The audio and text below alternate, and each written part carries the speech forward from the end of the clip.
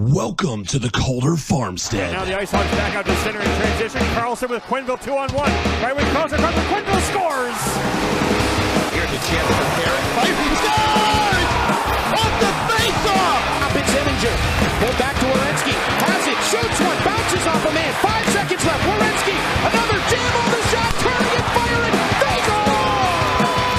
Scores! They score! Now they catch each other and they both go right over the top. Matching rights to one another. McDermott gets the helmet off of Cassie. And now, with 9 minutes gone in overtime, the Bears breaking out right side with Bear. Looks like cutting to the net. Bear will score! And here are your hosts, Cece and Sean. Hello and greetings from the mile-high city of Denver, Colorado.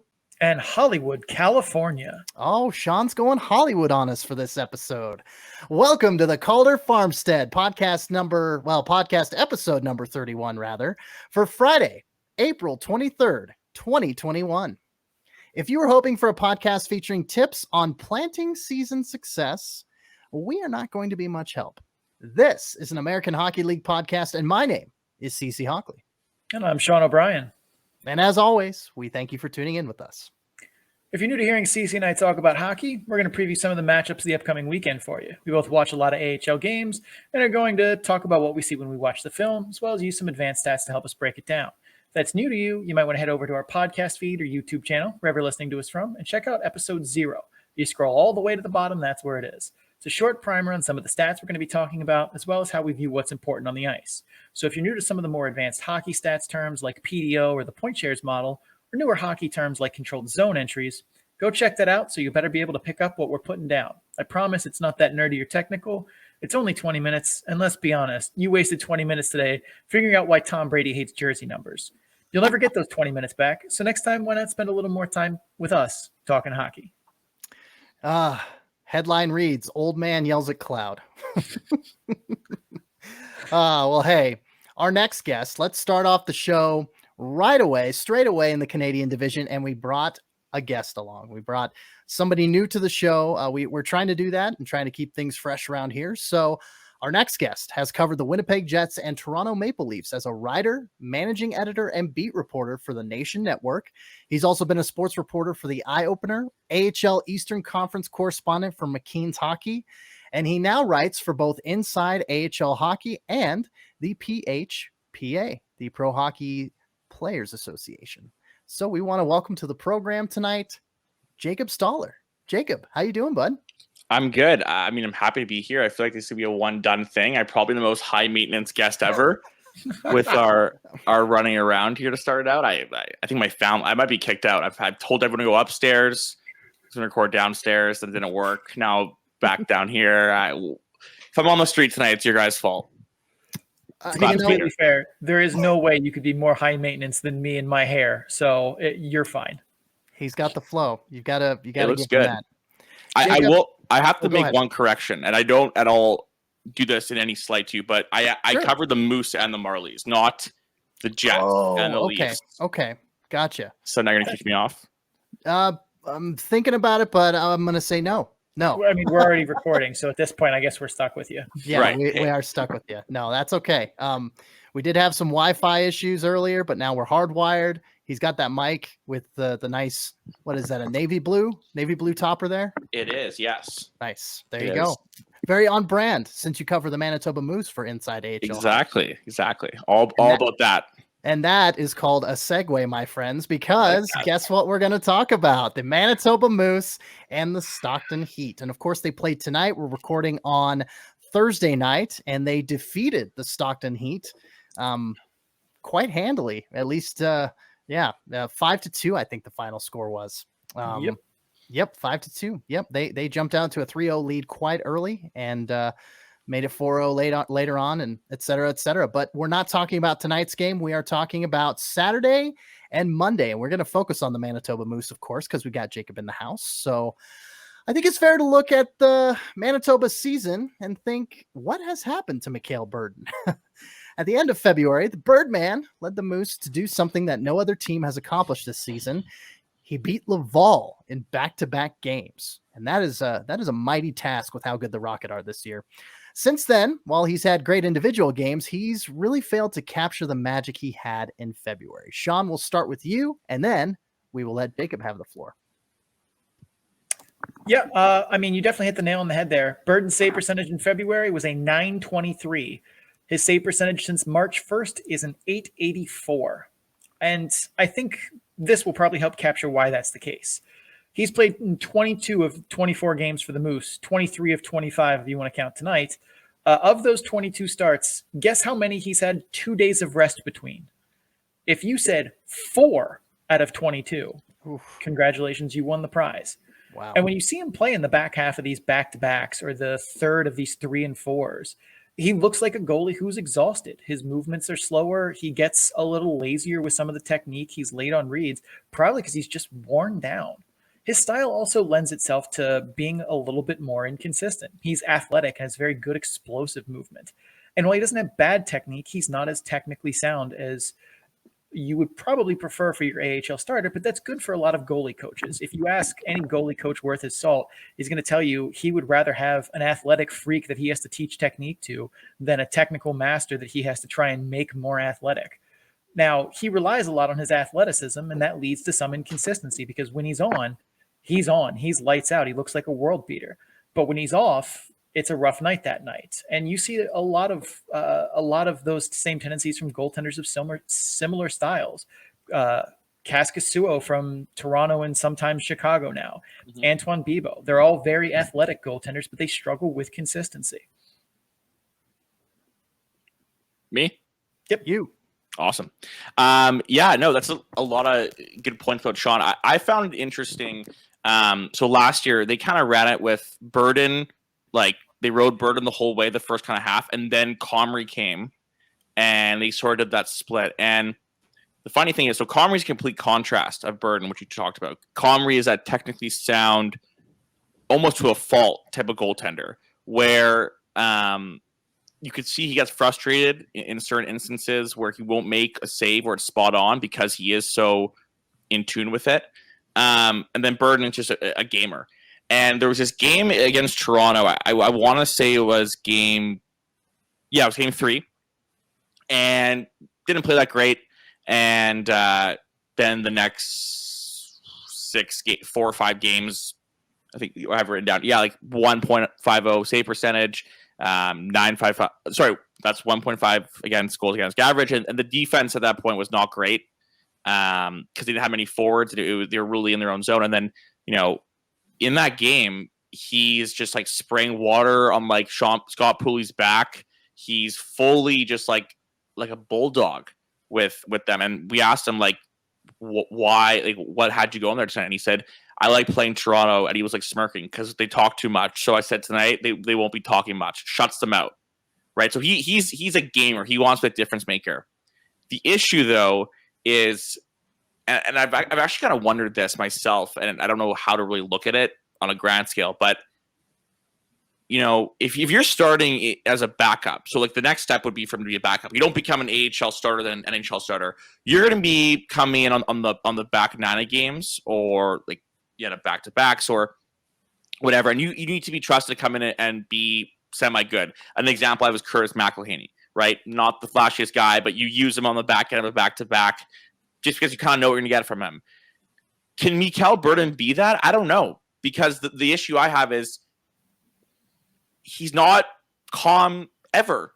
Like, he's so entertaining. He's always playing the puck, and like the Moose are 100% a better hockey team when he's playing the puck.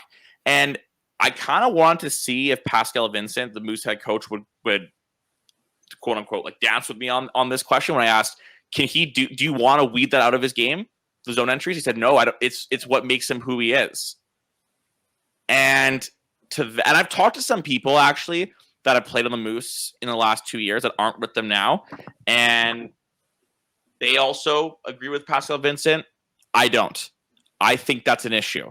I think if you think you're going to come in as a backup and start playing the puck like that, I don't think you'll last very long in any team, frankly. And I'm going on the record saying that. I don't think it works that way. Is there room in the game for that to happen? I don't know. Hockey's pretty rigid, culture and systematically. But I'm just saying, like now, Like I don't know. Maybe you guys disagree. I think that it's really hard for him to do that, especially when like he made something about there's no fans in the game, so I had to kind of get myself going, and like that's why he was being chipping stuff. And I respect that. I think that that's definitely tough for a guy like him. He loves the flair. He booted a puck last year. In the nicest way, he's a maniac, guys. But I like the Cassie Swow example. I think there's some parallels there, but. I think in closing for this winding answer, I think for Mikael Byrne to take that next step, he's gotta have a consistent output. He's got to be able to manage his energy, and that's something Pascal's talked about. And he's really good for them a lot of nights. Like most nights, he's great. To be frank, I think it's obviously weighted because I'm watching only them mainly, but sometimes great at the AHL isn't good enough. As harsh as that sounds. And that's totally true. I also think too that I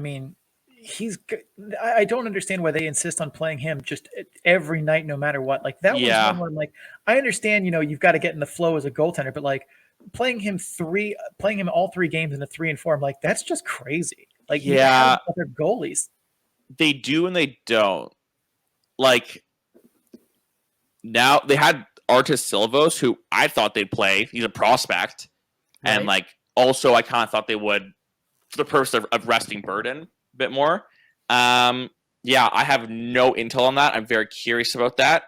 I think, if I could say one thing, I'm trying to be not careful, but I'm trying to give some like respect to the fact this is complete speculative. But Burden is an emotional guy. I wonder if he's really does I could see him as a guy that would take it personally when he's not playing. He says that when Comrie went there, he wants to play every game. But when I say that, like every goalie wants to play every game, but he like wants to play every single game. Like I'm not mincing words with that. He really wants to play every game, so maybe that factors into it. I don't know. I think it's all philosophical, right? Like it's all on each team's kind of doing. But I've never seen something like this. But also, we've never seen a season like this. So, yeah. I think that's some of it, but I also think too, like as the coach or the goaltending coach, like when we talk about with some of our other guests of like whose decision it is of who starts in net at night. Because I've known head coaches where it's like it's the goalie's coach. I just look at him and I'm like, so who is it? And whatever he says is what I go with. Others like to have a little more control of the process. They take input, but it's ultimately their call. But like I feel like I understand that he wants to play every game, and that's different from saying that about every goalie and every player. Like every player wants to play through every injury and stuff. But like someone has to be the adult in the room and manage him. Like good. I mean, that's fair. I struggle to see like him go out and play that third game in 4 when against I want to say Laval, and he looked terrible. Mm-hmm. And he very much looked fatigued. And I've seen him in some of those like playing the second game in 2 nights where it's like an afternoon game after a night game, and it's like he's torched. Like he does not have the and like that's to say that he doesn't have the stamina for that game is not a knock on him. Like he's still a human. He's not full of Captain America super serum. Like he is going to get tired as a person. It's just like those are the nights where I'm like, you have other goaltenders. Eric Comrie, Artur Silovs when he was there. It's not like you have an SPHL warm body on your bench and you have no choice. Like Cleveland. Excuse me. I had an allergy to that. And go ahead, Jacob. I think I just want to double check it, but another sort of thing to keep in mind is a lot of those games where he's been really bad and Laval's won, and that's it. Those are going to happen. You have a couple of them. Some of the other ones, the Moose have just broken down, where they're letting up a high volume of chances in high danger areas. Mm-hmm. And there's some games, I will say, guys, where it's really not fair, some of the outcomes. And yeah, he looks like there's some games, like don't get me wrong, but there's some games where the Moose just shoot the odd game. It hasn't happened that much this year. And and I think they would even say this themselves, that they've shot themselves a foot and Burden gets the end of the stick. But just kind of on that topic, the big example I use is I grew up a huge Moose fan, massive. Like I was a bigger Moose fan than the Jets. The original Moose, the Mike Keane banner I see. Corey Schneider, when he was there, rock star, right? And I remember back then, there were still times when they would rest him sometimes.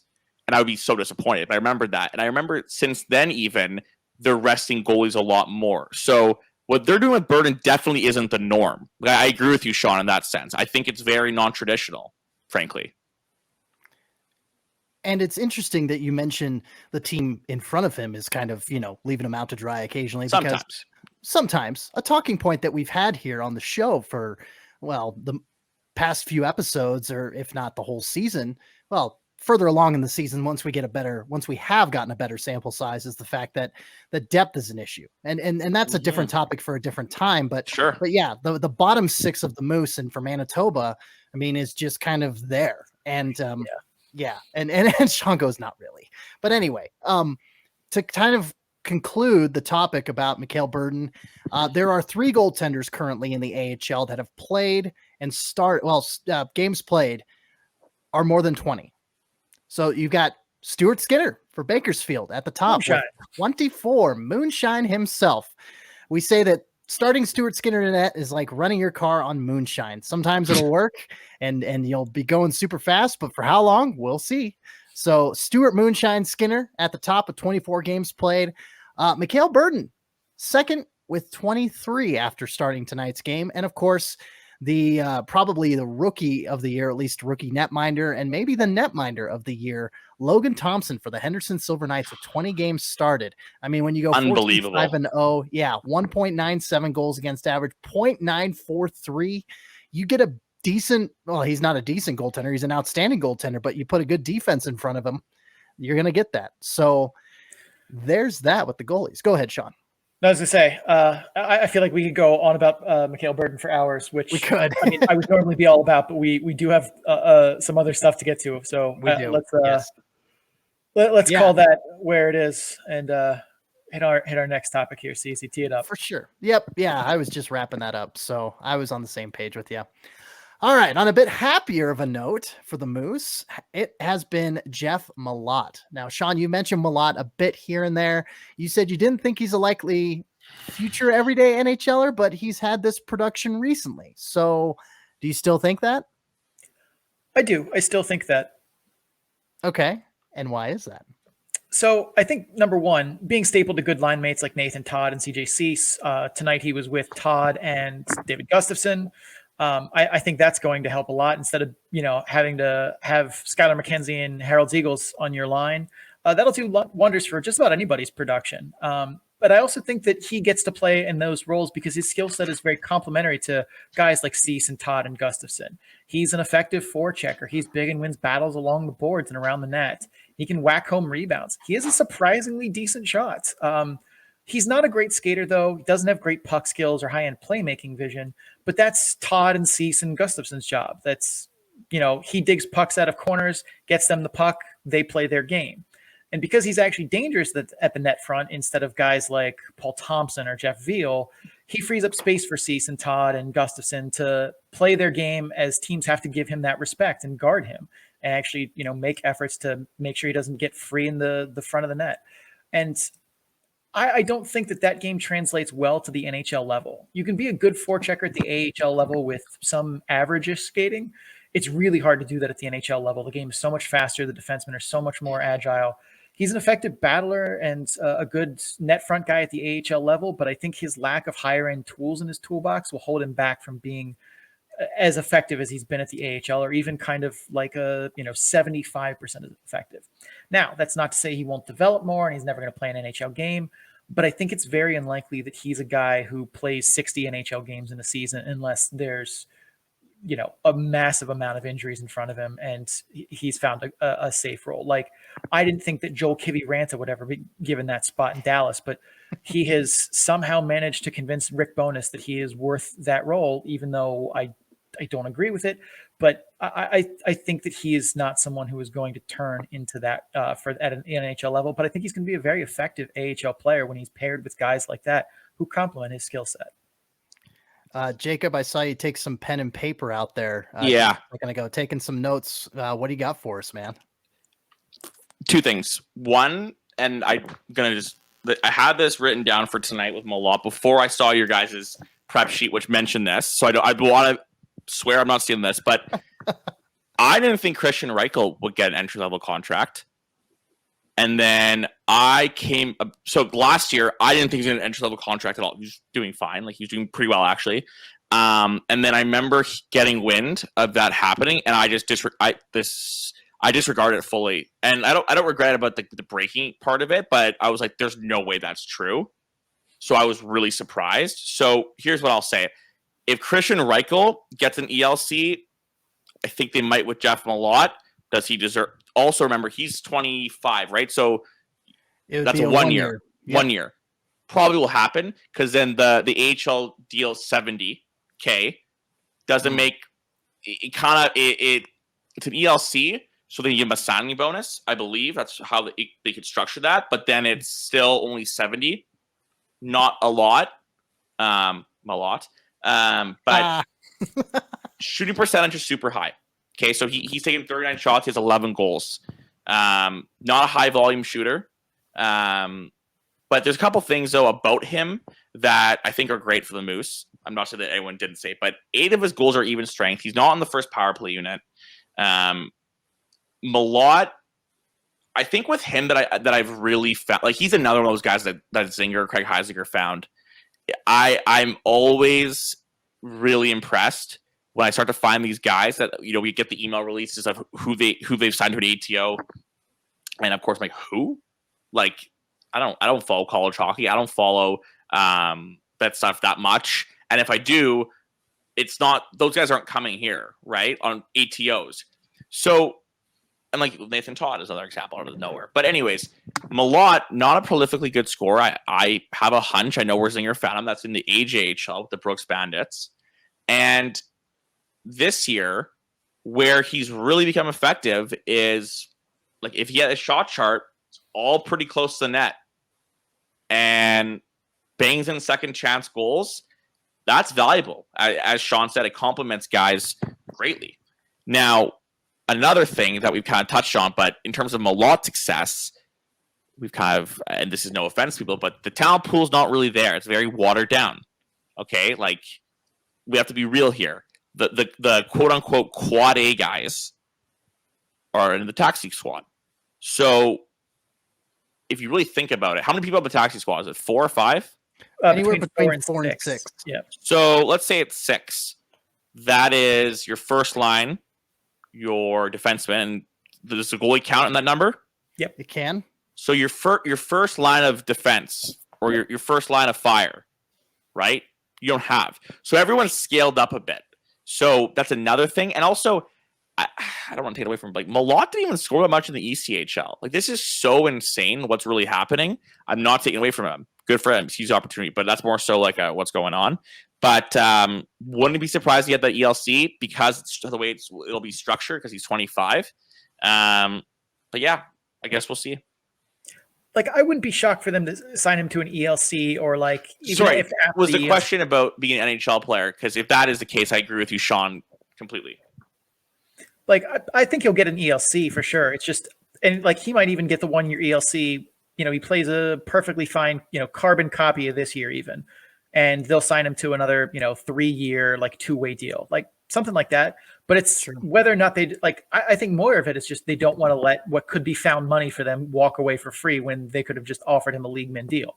Like, yeah. I mean, to do anything less than that's just bad asset management. Oh, totally. And it's not like, Jim Benning runs this team. That's a completely different Canadian franchise. But it's like, from that aspect, I expect him to get a deal and maybe a couple of, thank you games in the NHL, cup of coffee, some practices, the press box vacation tour. But like, I think because he's been utilized so effectively in Manitoba, and he's not going to get that treatment in other places. So, like, he would still need the Jets to put him in pretty much that same role. And because he doesn't have a good, and like, skating can improve, puck skills can improve, but like, he's also 25. Like, I don't think you're going to see big gains in that at this time. So I think he's pretty much where he is. But like I said, having a good AHL career is still pretty amazing. Like, that still puts you in the top 1% of hockey players to ever touch a puck. So, well, also too, if you can get value of those type of guys at the AHL level, and you don't have to Toronto Marley it and go pay a guy $400K to sit in the press box and then go down for the Marlies to be a good mentor. Again, mentors are great, but like some of these storylines are ridiculous because they want to freaking get the best team around and they have money to spend it. Let's be honest. Mm-hmm. A good mentor we found for $20K. That's the ECHL salary. But like my point though is that if you can find the Jeff Malotts, the Nathan Todds, well, he'll get a big pay raise. But if you can find the guys in that 70, so the ELC minor league salary is $70,000. Now that's a bit under, I would say, league average of the AHL salaries. If I could, actually, no, maybe a bit over. I don't know, because there's a lot of lower ones. So it's hard for me to really eyeball. Anyways, my point being, though, there's a lot of guys in the East. There's about maybe one or two per team that make those 100K or, sparsely or whatever. And then the problem is there's not enough budget for you to sign a lot of those middle tier guys. And if you can get that production of college guys or whatever, what have you, in those years, it fills in the gaps. And that's really what Jeff Malott would be doing, right? Like it's a great story. And I'm sure he'll be back. I mean, unless he doesn't want to be here. But I just think that what's really lost on a lot of people is that it's a different sort of salary cap because there's no salary cap, but it's a different sort of money game. You're trying to get in those tiers. If he starts, and I don't think anyone in the AHL is really doing this, but let's say Jeff Malott's really going hard on them in the negotiation, that's where it becomes different because he's probably not going to. Getting a Jeff Malott for that price range, that's huge in the AHL. Massive. Getting value out of those because then you're not stretching your budget and the players are still playing. The prospects. It's kind of that perfect balance. That's a good way of thinking about it, Jacob. And, touching back onto a point when you're talking about, just the weird year that we've been having.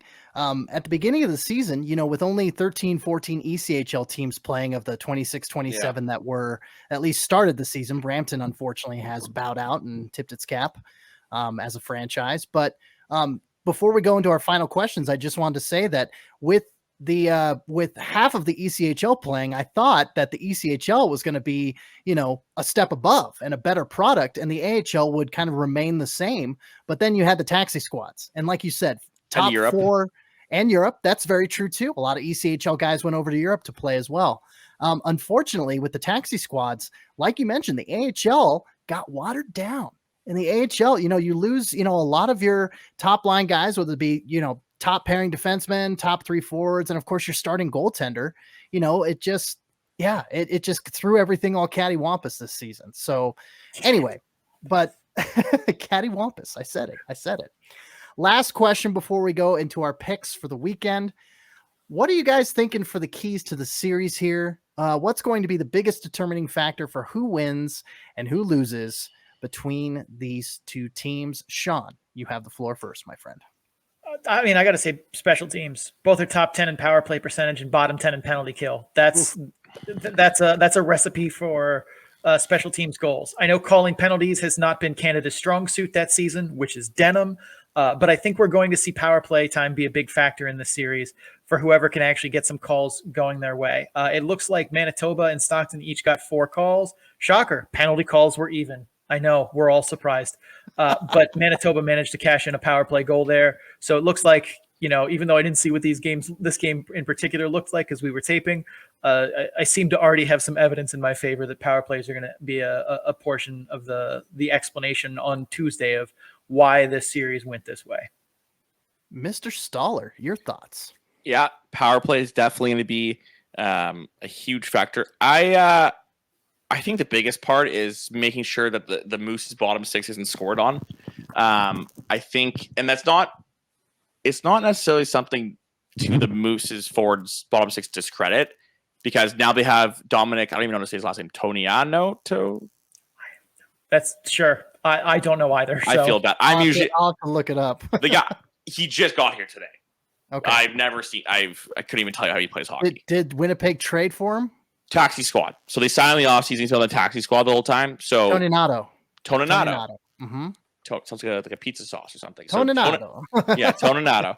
So he's down there now, and they brought down Nogier. Fine defense. No, it's okay.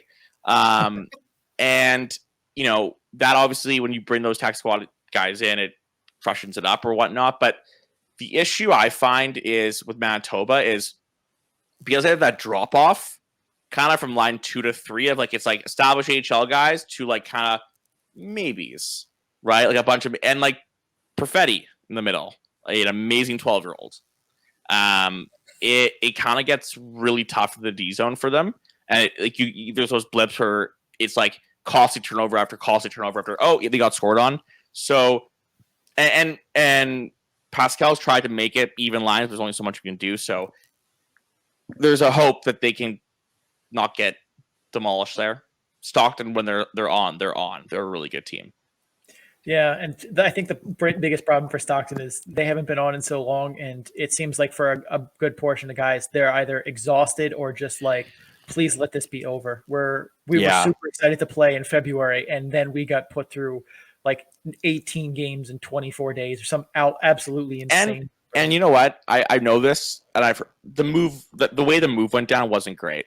There was we have given Calgary quite the fair amount of it was. Yeah. I think on a personal level too. Like I think when you have border restrictions like that too, where it's like don't guys have to get work visas? Some of them, like I don't, and that's not a great process either. So yeah, if we're ranking that like that sort of situation for them, that's an F- plus whatever. I think that's really hard on a lot of guys, and like. Let's say you're like, I'm not trying to ramble too much here, but I think it's really like you can't underestimate like how much it is hard for any of these players. But then imagine like when you have to go to Calgary from California. So like you're ready to go to California, and then it's like you're going to Calgary, and like I'm Winnipeg. Like it's not the climate here I'm talking about. It's like you're fully screwing guys. And then you have to play 18 games in 24 days, stuff like that. I think you're right. I'm sure a lot of guys are checked out, but when they were on earlier, they were good. Yeah. Like they were. I love when you see like a hot team that's got guys that could make it to the next level. It's exciting to see. But yeah, like they're. And I mean, we've talked about it a bunch too. Like that first month, they played a physically taxing style, not just on the opponent, on them. So the fact that like that's worn off in effectiveness as they've just been out of gas doesn't surprise me too much. I feel like Petrovic is going to be an AHL beast for the next couple of years now that he's down there. Yeah, like big money. We'll make a lot of money to do what he's doing now. It's amazing too because like I remember when he was in Florida and he looked awful, and now suddenly it looks like he can skate. It's bizarre. Well, as we said. The talent pool is a bit reduced. Yeah, it is. That's fair, but we'll see what the next few years bring. That'll be interesting to keep an eye on for sure. All right, last but not least, we got our picks. So the games this weekend, quote unquote, we kind of have extended weekends here, Jacob. They go from Friday to Monday. They go from like Sunday to the next Tuesday. Yes, yeah. Yeah, in the Canadian division, that's absolutely how the weekends work. Yeah, that's how the metric system works, right? Yeah, absolutely. Yep, there you go. So Saturday at 1 p.m. Central Daylight Time and Monday at 1 p.m. Central Daylight Time. Stockton at Manitoba in the midst of that 17-game homestand that the Manitoba Moose have going on. Good golly, Miss Molly. These are games number 14 and 15. So, Jacob, being our guest, we defer to you. Who do you have in both of these games? Sorry, Manitoba and Stockton. What was the other one? Nope, just Manitoba and Stockton. Oh, the two games of the series. Correct. I see. Yes. I think the first game, I think Stockton gets a win, and then I think Manitoba wins the next one. But I think that the first one will be a comeback win by Stockton of some sort, because those always seem to happen. But I'm going to be fully wrong. I know it. I'm terrible at these picks. You know, we've been doing these all season long, Jacob. And, Sean has fared much better, I want to say, than I have. We have not kept track. Are you calculating how many hours of sleep they're getting, Sean? Or how are you nailing it on the head? Well, for one, I spend an inordinate amount of time watching all these games and these teams and these leagues. Plus, I have a giant mathematical model that I've programmed myself that tells us some helpful things. So I do have some aces up my sleeve. You do. You do. And quite frankly, it's not fair. No, I'm just kidding. You know what, Jacob? Damn you. Not literally. I'm just saying that in frustration because I was going to pick the same one. I was going to pick Stockton on Saturday. I tried to pick that get right game against Belleville, but apparently that didn't work. So I'm going to go with another get right game. So yeah, get right game against Manitoba on Saturday. And then Manitoba comes back and beats them again on Monday. So there. But Sean, now I'm curious. What do you got, bud? I'm taking Manitoba on Saturday, and then I'm taking Stockton on Monday. I think because now that Burden played tonight, he's going to have Friday off, and then I'm assuming that they're just going to play him both Saturday and Monday.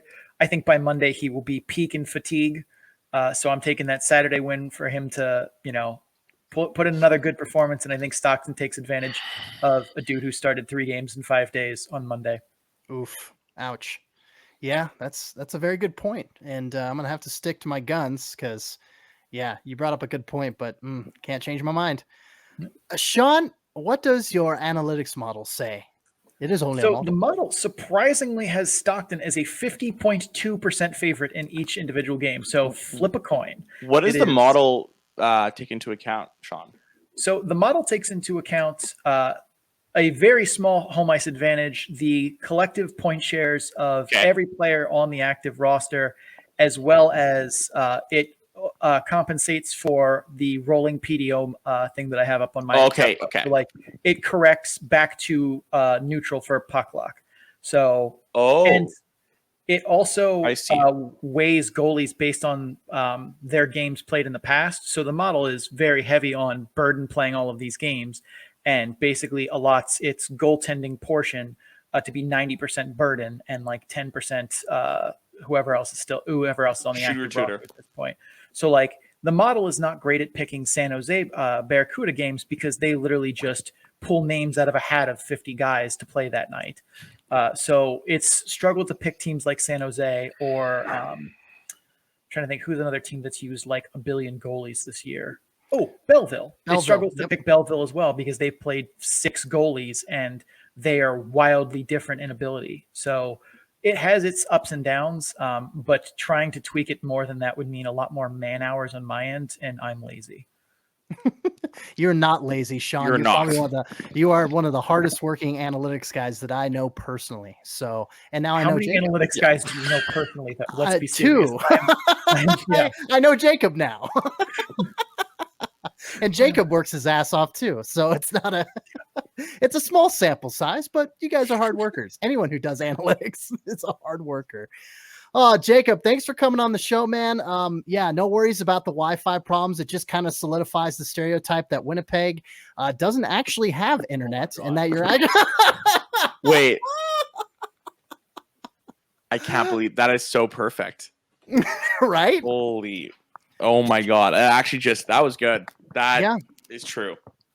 You're welcome. Okay, I can't take credit for that though, because Sean actually said that during like the 3rd time you got up and went. I could hear you guys perfectly too. Oh God, the whole time. That's weird. Yeah, that's so weird. Well, hey, I'm glad you got plugged in and that you weren't trying to, get a Wi-Fi signal through a potato or anything. So came close to that. Hey, that's how we did it in Idaho. I mean, how did you think I did it? That's where I'm from originally. So anyway, Jacob Stoller from Inside AHL Hockey covers the Manitoba Moose for them. Jacob, thanks for coming on the show tonight, and good to share a laugh with you and good to share some good hockey analysis with you, bud. Thank you. Of course. Thanks, guys. Yeah. Appreciate it. Take care. We'll catch you soon. Absolutely. Anytime. Thanks, man. All right. Jacob Stoller, Inside AHL Hockey, Manitoba Moose. Yeah. All right. We're due for a break, so let's take a break. Listen to our sponsors. We shall return very shortly. All right, and we are back from our sponsors, and we just covered the Manitoba Moose and the Stockton Heat with Inside AHL Hockey's Jacob Stoller. And he brought a lot of good analysis for the Manitoba Moose, something we haven't had this season, actually. So, well, I mean, we've had good analysis, but the Moose's schedule this season, I feel like, has not really loaned itself to our format. The Marlies and the Groundhog Day division have really not been the the most friendly to our weekend stylings. So I don't feel like we've been able to kind of squeeze them in. My plan That's was fair. to talk about the Marlies this weekend, and they clearly did not like that. So No. anyway, we have Eagles and Roadrunners to talk about here. Do we not? I thought we were going with Lehigh Valley and Binghamton first. That sounds good. Let's do that. Okay. As much as I want to talk about the Eagles, we got some North Division matchups to talk about, or matchup rather. Lehigh Valley Phantoms, Binghamton Devils. Now the B Devils, sympathy for the Devils, might be missing key players like Street, Foot, Connor Carrick, Schnarr, Bretzini, but they do not have a hot prospect coming to town. What can you tell us? Oh, they do. Oh, they do. Oh, I thought that said, oh, wow. They do have a hot prospect coming to town. Alexander Holtz. I thought those guys weren't coming back and we were getting all nihilistic or something. So Alexander they Holtz. aren't, but they have prospects. So that's what, yeah. They do have prospects. So tell us about Mr. Holtz, Shawnee. Well, do you remember all that praise I had for Cole Caulfield's shooting ability? Mm-hmm. Yeah, you can pretty much copy and paste it here. Oh, okay. Like, he has reliably beaten goalies from bad angles and distance wherever he's played. He'll take shots from places that I would absolutely criticize other players from shooting from. And his shot is so quick and so accurate, though it just doesn't seem to matter. He truly has rare shooting ability.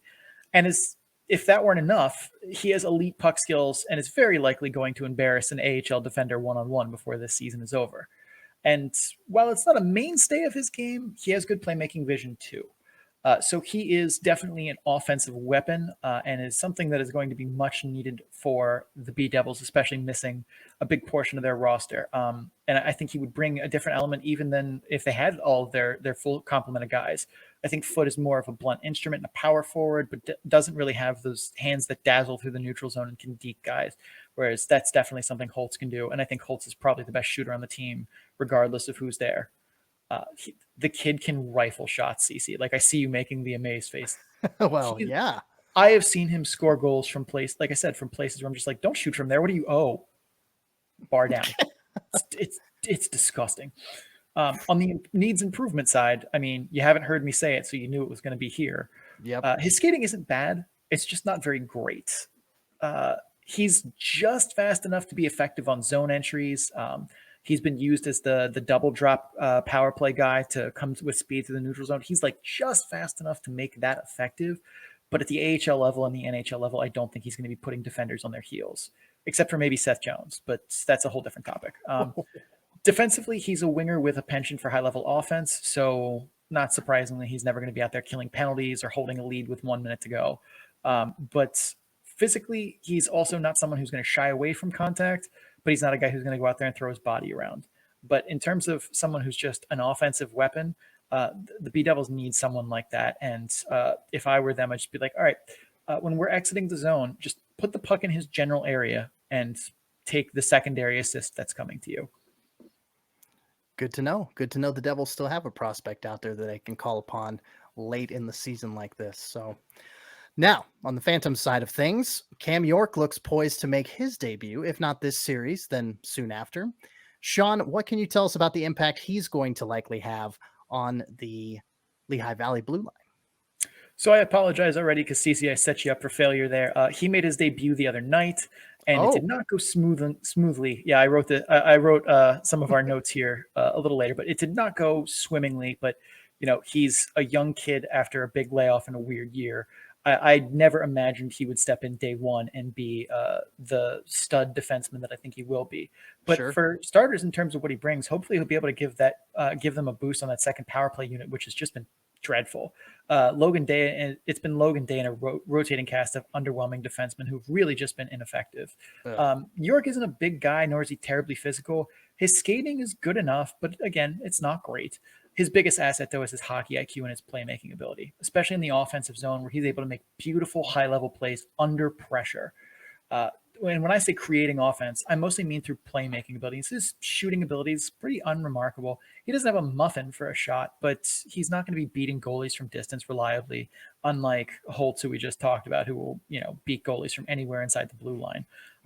But his in-zone defense isn't a big selling point. But he's above average at defending his blue line in transition, unlike a lot of the guys that are currently on the Phantoms blue line. So he should be a step up in the right direction there. I would pair him defensively with a responsible right-handed defenseman, But I don't know who that would be on the Phantoms roster right now, as I think Logan Day and Wyatt Wiley are the only righties, and defensively responsible is not how I would describe either of them. But I'd really expect him to give the Phantoms a good-sized boost to offense from the blue line. And that's been an area that they've struggled with all season, especially on the power play. Mhm. And I really would like to see, them play him as the point man on the power play instead of Logan Day. I would not play Wyatt Wiley on the power play at all, but for some reason, he gets there kind of like Hershey plays Martin Faravari there for some reason. I can't explain it, but that's where I would put him, and I would expect better offensive outcomes, especially as their forwards are really good. So they've been needing someone just to be able to distribute the puck on a I wouldn't say a competent level, but on a next level. And I think he's going to be able to bring that. He probably has some more rust to shake off of for the next couple games, but I think by the end of the season, you should see a lot of promise from him. I think I read that he only had 2 practices before his first game, and those were his first practices in quite a while. So yeah, no kidding. He did not look up to speed. But I think once he gets there, I wouldn't expect it to take too long. You should see some big steps from him. Well, at least there's a silver lining to that. Again, another guy coming in, and hopefully will make an impact down the road. If not this season, then definitely next. So that all said, Sean, who are you thinking, or what are you thinking some of the major keys to this series are? Who or what rather is going to be, the biggest determining factor into victories and defeats in this 2-game set this weekend? I mean, the biggest factor in any game is goaltending, and I think that's definitely going to play a role here. This half of the North Division, its own little mini 4-team division, goaltending has meant a lot. That's why Hershey's really excelled and done so much damage, is their goaltending has been good, and other teams just simply have gotten hot garbage in varying degrees. Zaino Mac has looked incredibly solid his last few games. I am still not aboard the Zane train, but he has looked improved. The the Devils goalie room looks well. Merrick Mittens has played 2 whole games and looked okay in them. His resume is certainly solid enough. It's not good when the goalie I have the most faith in, though, and that team has 2 more games of AHL experience than I do. But here we are. I will say whoever mans the cage for the Devils, they're going to need to be sharp if they're going to have a chance at taking games from this series.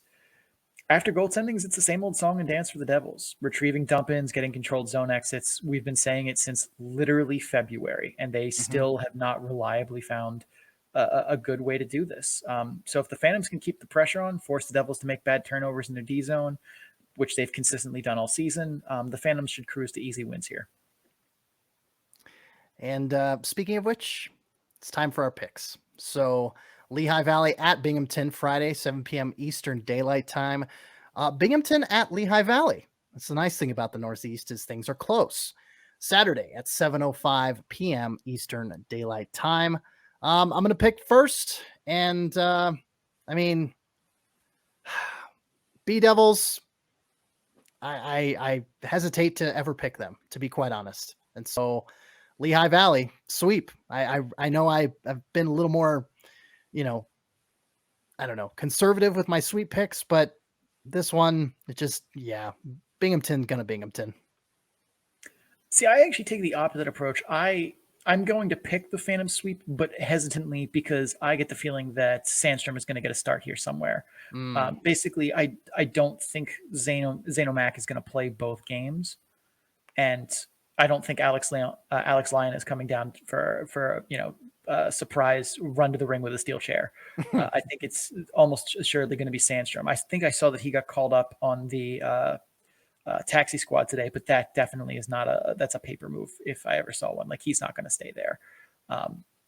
And if he gets the start in nets, I have to think that the B Devils are going to have a significant chance to win that game, because he's bad. I don't think there's anywhere he's bad. But because I think he's going to get in the game, I'm still going to pick the Phantoms to sweep and just cross my fingers that it's 2 Zaino Mac starts. But yeah, that's it. I'm taking the Phantoms to sweep, but I don't feel good about it. That is fair. What does the model have to say about this one? So the model takes Lehigh Valley, but not by as much as you would think. Lehigh Valley on Friday is a 56.7% favorite. On Saturday at home, they are a slight bigger bump. They get that nice, home ice, home crowd advantage, 57.2% on Saturday. So a favorite, but not an overwhelming one. And, Binghamton is not, completely inept. I mean, they've gotten wins. They've gotten 2 wins in April. So, I mean, that's something after so many losses before that. So, I mean, and I think to their credit, like they've been fighting through these games. Like they're not getting trashed, 6-1, 7-1. Like they're losing 4-2, 5-3. Like they're putting in a frustrating but still good effort for these games. And I mean, if nothing else, I at least have respect for that. Whereas some other teams have very clearly just decided, yeah, let's just get to April or to June as fast as we can. Like we are clearly just showing up, punching the time clock, and counting down the minutes to get out of here. And Binghamton has not really done that. They definitely still have some pride left and are definitely playing with it. Yeah, they're only their largest deficit that they've lost by is 3 goals, which it's a fair margin. But I mean, when you haven't been blown out all season long. And I know don't know the answer to this, but like how many of those 2-goal margins are empty net goals? Yeah, no, that's a fair. I don't know that, but that's a good hypothetical for sure.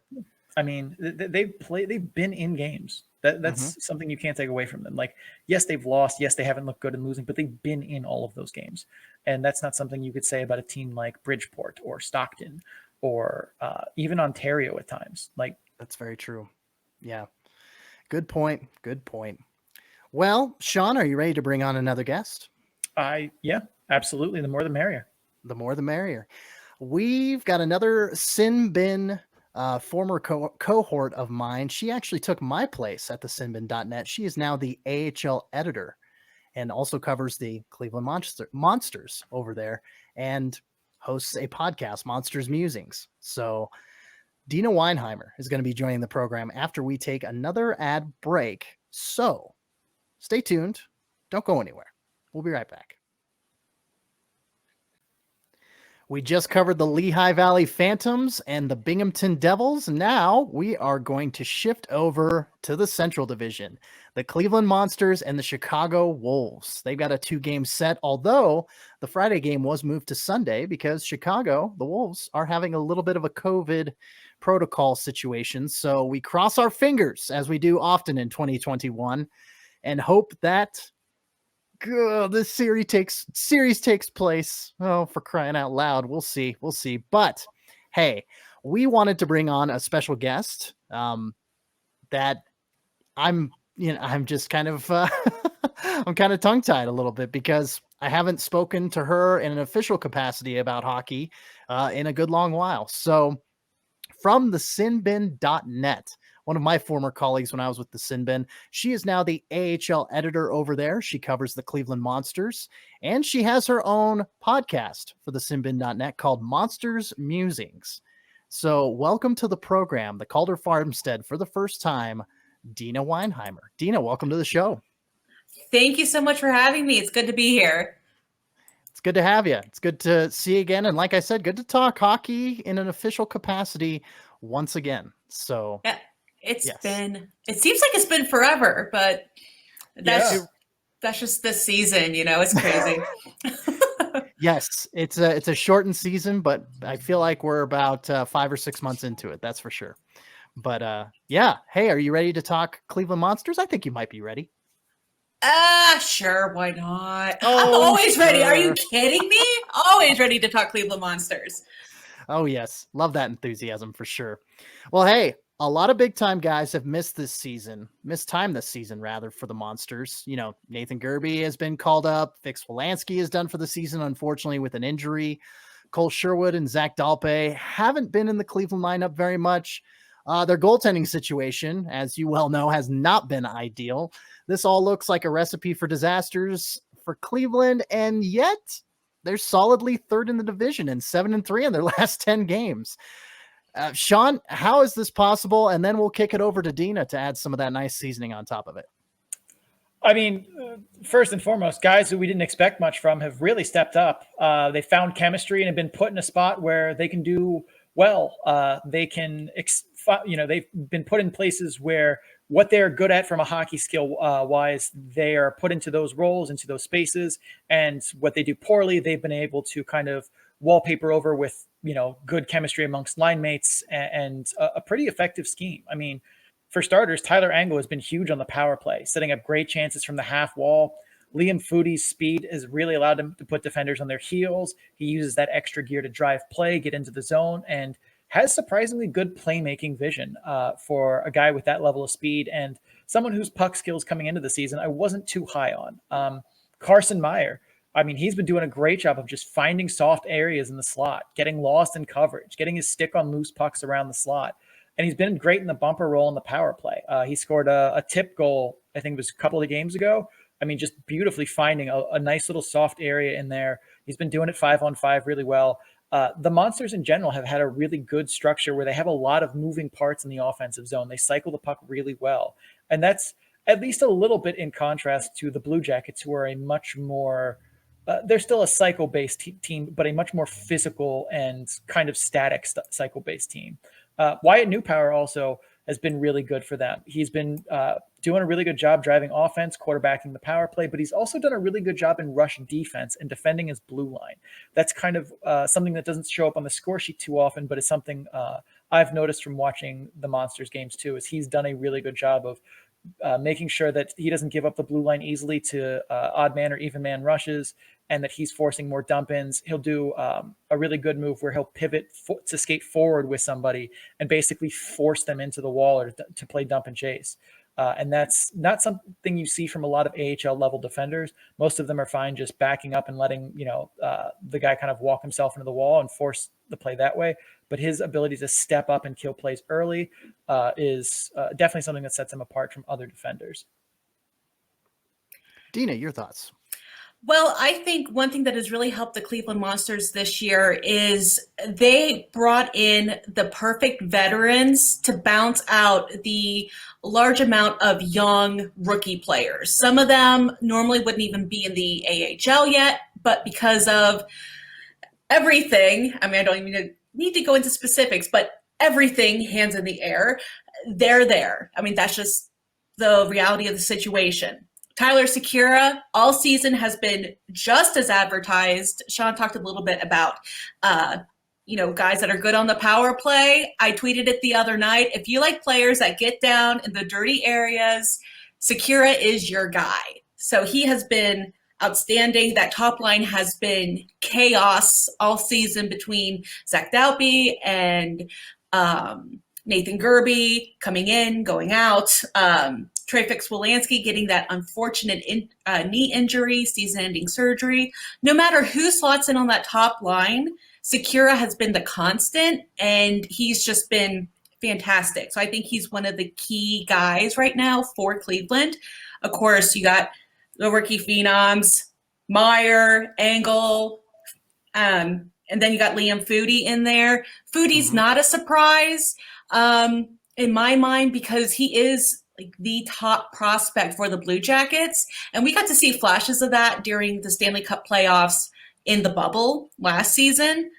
And then goaltending, it has been a little crazy this season. For a while, it was veteran brick wall Brad Thiessen, who kind of came in at the last minute and re-signed a contract to kind of play the same role he did last year, part goalie coach, part last-ditch goalie, and he's done well with that role, and I think they're going to have to throw him back in this weekend because Matisse Kivlenix was called up to the big club taxi squad, so it's him and newcomer to North American hockey, Daniil Tarasov.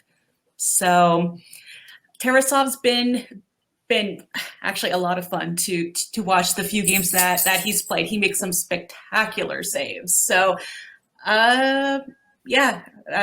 it's basically my thoughts in a nutshell. Yeah, I mean, I think it's interesting too that like one of the big guys that we thought was gonna to play a huge role for the Monsters this year. I remember talking about him in our season preview, which feels like it was 50 years ago, was Adam Haluka. And we're like, Adam Haluka is going to be the guy that drives the offense for this team. And well, Adam Haluka is not the guy that drives offense for this team. He has very much been a passenger on when he was with Fix Wolanski, he looked really good for that little bit of time. And then Fix Wolanski got hurt, and I'm like, well, there goes his season. And he's actually managed to carve out a pretty good role on that top six, finding some chemistry with guys.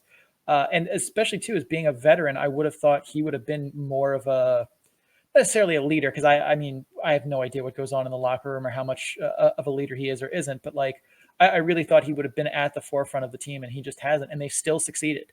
I mean, they've had instances. I think it was last game of the night before. They had Dylan Simpson playing forward. That was the very last game. Yeah. Yeah, that's that. I mean, Grand Rapids has been playing forwards at defense, so I guess that seems fair. But it's not been an easy season for them by any means, and yet it's shocking to me that they have a 37-year-old Brad Thiessen in that 35. I'm amazed that has worked out as well for them as it has, because he has not looked good in recent years, but he's managed to hold the fort down. It's truly been tremendous at their amount of resolve this year. Torts would be very proud of them.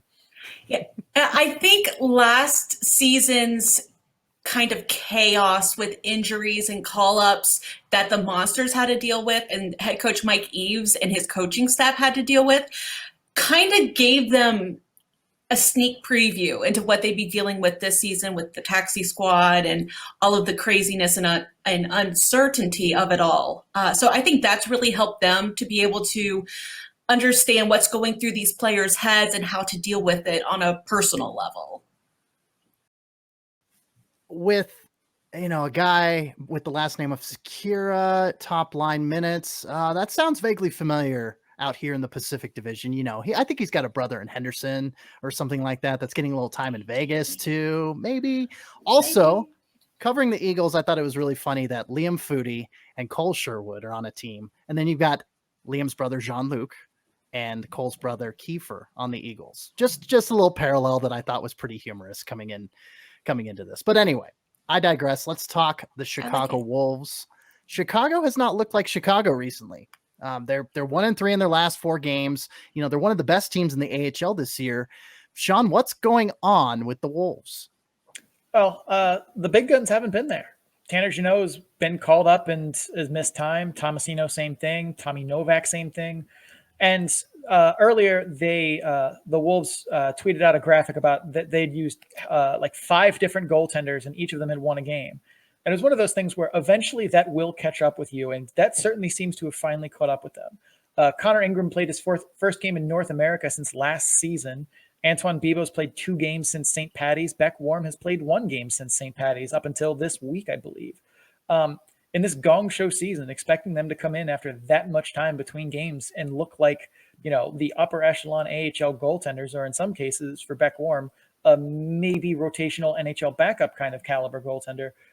Asking them to come in off all that time and look like, the goaltenders they are expected to be is maybe asking a bit much. If I know anything about goaltenders, and that's very questionable, it's that they need to have the kind of feel of the game, feel the rhythm, almost like they're in Cool Runnings. But it's something where if they're not into the vibe of the game, it's hard for them to kind of just jump in cold. And that's something that all 3 of them have been asked to do recently, where they haven't been getting in games. And I don't really think that that's necessarily on them, the shuffle between Nashville and Carolina and taxi squads. And then, now we have 3 goaltenders. Which one do we play in this, 2-game series? It's been a wild ride for them. And I think the chickens are coming home to roost in that sense of this train eventually had to get to this point where all of this chaos was going to catch up with them. Plus, they have a lot of their top talent missing. And I think some of the guys that have been kind of out of the spotlight on that team, unlike Cleveland, where we expected much bigger things from Jamison Reese, Dominic Bach, and they've been fine. But I think we forget that they're still really young kids. And almost every instance in prior history has taught us when you put a 19-year-old in his first pro season against men, they usually look, lost and out of place. And anything that's above that is usually hailed. But in this season, we've gotten to see, 19-year-olds light the world on fire. And it kind of makes us forget that that's not how it's always going to go. And that's what we've seen a little bit more from Reese and Bach is they haven't struggled per se, but they haven't been able to just carry a professional hockey team's, offensive load, like you've seen Trevor Zegras or Phil Tomasino or Tanner Jeannot, or, anybody, somewhat some of the guys in Ontario, but like a lot of guys who are also young have not really found their true rhythm yet. We'll talk about the Moose, and Cole Perfetti is not, took quite a while to get warmed up to the spotlight and to get used to the speed of those games. So I think that's definitely been playing a factor too. Well, I actually talked to my colleague at the Simbin, Andrew Rinaldi. He's our Chicago Wolves expert. And honestly, one thing that is going to help them help the Wolves going into this weekend series is, at least last we checked, Phil Tomasino is looking to be back, returns as their leading scorer. That's going to be huge. One thing that hasn't been working well is, of course, all of the COVID delays. And of course, we got another one, which I think will work into Cleveland's favor, but we'll get into that, I'm sure. And it's resulted in several of their regulars missing the last game, especially like against Rockford.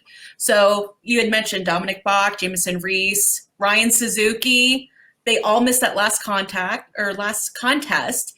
And because of that, they're having to sign, players to new contracts. And another case of a defenseman, Brandon Hickey, he had to play forward for a game.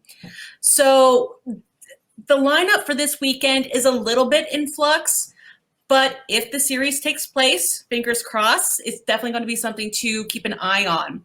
And their big question right now with Tanner Jeannot being out is, who is the team's leader? Who is going to step up into that role? Jeannot was the absolute do-everything guy in the lineup. He had the scoring touch, penalty killing, forechecking. He filled the veteran leadership on the ice and in the locker room. So, his last call-up coincided with the last Cleveland series as well. And we all saw how that went for Chicago. Not good. Yeah. 0-2. 0-2, yes. 0-2. Not good. Well, what are you thinking? Both of y'all, but of course we'll have Sean set the table and then Dina enjoy some dessert here. What are you thinking for the keys to this series here? Like, what are going to be the biggest determining factors for who wins and who loses between these two? Because, Dina, like you said, Sean, like you were pointing out, Cleveland's been managing to still maintain third in the Central Division there in spite of everything. And of course, I feel like that's the case for most teams, but Cleveland more so than it feels like most. So, so Cleveland, Chicago, what's it going to take for these two teams to really either take one or both of the games this weekend? I have to think that special teams are going to be a big factor here. Both teams have nasty power plays. Cleveland is first in the league at 30.4%. If they're able to hold that percentage, that would be the highest scoring power play percentage by any team in the last 5 years. Cleveland is fourth right now at 25.3. They've been trending down a little bit, but have still been one of the top power plays all year. But Cleveland has a better penalty kill. They're currently 10th at 82.8%. Chicago is 14th at 81.6, which is a big improvement from where they were earlier in the year when they were in the mid-70s and just looked like a gong show. But Chicago also takes a lot of penalties, and by the very nature of refereeing in hockey these days, gets a lot of penalties given to them, rightfully so or not. So we're going to see work for both of these power plays, both of which are very effective going against penalty kills that are reasonably good, but not, they're not Lehigh Valley where it's just like we do the crime, we kill the time. They're going to see a high-powered power play, and I think that who is able to pick up 2 for 4, 2 for 5 on the power play over the course of one game is really going to make a huge difference. As 5-on-5, both are pretty evenly matched. In Chicago's disadvantage, they were looking at Cleveland having to play 4 games in 5 nights, 2 of them on the road against the Grand Rapids Griffins, 1 day off, then coming back and doing a 7 o'clock on Friday night, and then a 4 o'clock on Saturday. Well, of course, we know the Friday night got moved, so that's giving Cleveland a little bit more rest, a little bit more time to regroup after a disappointing short series in Grand Rapids. But I think, honestly, for Cleveland, they need the guys that were on streaks to get new streaks started. They had Carson Meyer, Tyler Sekura, and Liam Foodie all on at least 6-game point streaks. Sekura had a 7-game point streak. Carson Meyer had a 9-game streak, which all came to their ends the other night in Grand Rapids. They need those guys to get right back on the horse. They also are looking towards goaltending and their new top-look defensive pairing of Thomas Šemić and rookie Ole Bjorkvik-Holm. With guys being called up again. And then, of course, you got Dylan Simpson maybe playing forward again. They're going to be looking at those guys to hope to possibly bail out Brad Thiessen if he has to play, since, again, Keith Lennox is up with the big club right now. I don't think they're going to force Daniil Tarasov to do 2 games back-to-back on such a quick turnaround. But Mike Eaves always has something up his sleeve, so we'll see what he has planned. Yeah, I mean, if it were me, I'd play Tarasov both games. He's young. He can handle back-to-backs at what, the ripe age of 21, 22? He'll, we're going to talk about Mikhail Burden later in Manitoba, who has played an absolutely insane amount of games, and he hasn't died yet. So I think Tarasov can take it. It's not, an issue of, say, like conditioning or whether he can physically handle it. It's more of a case of he still looks, while he's made some dazzling saves, he still looks a little uneasy on North American ice. He came fresh from the KHL, so yeah, he's played against some elite talent, but it's a case of being used to this speed, these angles, and I could honestly see them going with him first on Saturday and just kind of see how he does throughout the whole game and make a decision on come Sunday. Yeah, I definitely agree that he has not lit the world on fire necessarily, and I kind of expected that because while the rink sizes are different and the talent level is comparable, but the way the game is played in the KHL versus the AHL is not the same. Like the KHL is a much more slow grinding kind of league, whereas the AHL is typically a faster, more, I would say a more skilled game, but it's much more back and forth, up and down, whereas KHL games are usually more physical and grinding than what you see in the AHL level. So like just that adjustment to the kinds of shots you will be facing, the different angles, the way plays are set up is not the same. And that's a big step too in a different direction. Also, the fact that like this hockey season in general is weird, the conditions it's being played under are weird. And I'm not completely 100% sure on this, but Tarasov, I don't think has a lot of experience in North America, period. Like not just playing hockey, but as a person. So you're coming over into a culture where you may or may not speak the language very well. You definitely don't understand all of the things your, teammates and coaches are yelling at you probably, he probably picked up some things from, watching the in-flight movie. But there's a lot that goes into it that I think is kind of behind the scenes that I can see someone struggling with. But I still throw him in there both times, mostly just because even though he's looked the part of, fill-in goaltender this year, part of me do not trust Brad Thiessen in that. And even though like this season isn't for a Calder Cup playoff berth, I still struggle to not think of it as like, these are important games. You need to try and, ice your best team to win them. It's like, we'll rest Tarasov one of them. And if we lose with Thiessen, we lose with like, I can't wrap my head around that at this point. So to me, I'm still in like, yep, we got to win all the games, play Tarasov. Honestly, the final call with that, it seems like every time there's a goaltending question, Eaves always defers to Columbus Blue Jacket goaltending coach Manny Legacy. He seems to be kind of running the show with the goaltenders in Cleveland right now. But your analysis between the K and the A is spot on. Tarasov through a translator said it himself in his first media availability after his first game, first win. I will say I was pleasantly surprised. He took all of our questions, didn't need translation to understand the question, but it was a little bit different with him answering. But I mean, I guess it's up to Manny and Coach Eves. It's funny because we talked about when we were talking with Alex Ackerman in Syracuse about whose decision it really is to like who's starting a net. And there are a number of places that I know that it's like it's completely up to the goalie coach. Like the head coach will just be like, who is it tonight? And whoever he says is who they go with. Whereas in Syracuse, we asked about that. Like, is it strictly the goalie coach's decision? Is it more of a team effort? Or is it like, you know, the head coach will take suggestions and then still make the decision completely autonomously? And it like, I always thought if you're the head coach, you farm that decision out to your goaltending coach. Goalies are weird. He knows goalies better than I do. That's what we pay him for. Who's ready in his opinion is going to be better than mine. So. Agreed. Well, there you have it. Yeah. It's going to be it's going to be interesting to see how Cleveland takes that goaltending.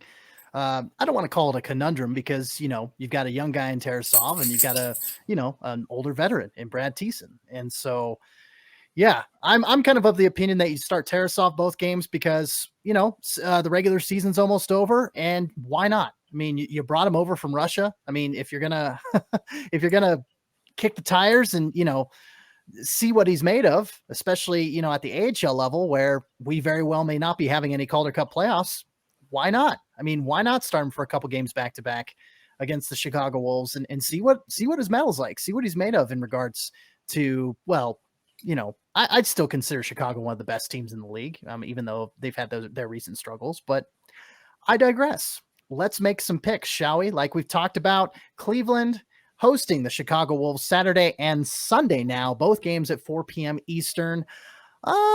Dina, since you are our guest, why don't you make your picks first? Cleveland draws off their crowd really well. I'm going to take Cleveland to take the series at home.